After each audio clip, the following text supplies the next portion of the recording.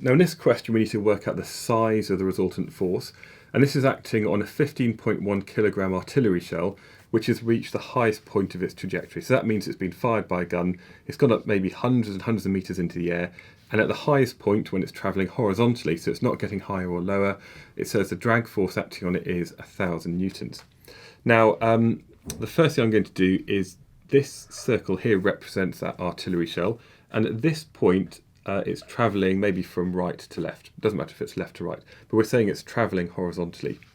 Now there's going to be a downwards force acting on this due to its weight, and that's equal to its mass times the gravitational field strength. In this case that's equal to 15.1 kilograms, which is its mass that's given in the question, and we're going to multiply that by 9.8, and that's the gravitational field strength on Earth. So if I put these numbers into my calculator, we find that the weight is 147.98 newtons. Now that's quite a lot of significant figures, but I'm just going to keep that raw data for any subsequent calculations. So what I can then do is by the side, by my diagram over here, I'm actually only going to draw down by about 1.5 centimetres. Oh, here we go, it's a bit smeary, but never mind. So this is representing 147.98 newtons, and that's due to the weight force, which I'm just going to label W. But if it's travelling horizontally, there must be a drag force which is acting in the opposite direction.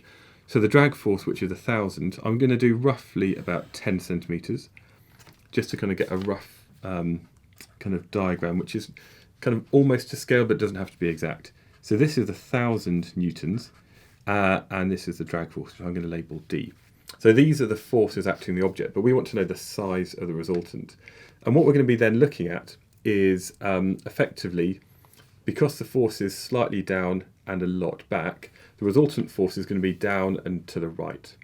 Now, if we think about that, if I just put a construction line here, if I just draw a line along here, and another one up here, what I can then draw is the resultant of these two forces, which is over here. Okay, so this is my the resultant force acting on the object. I'm going to call that F.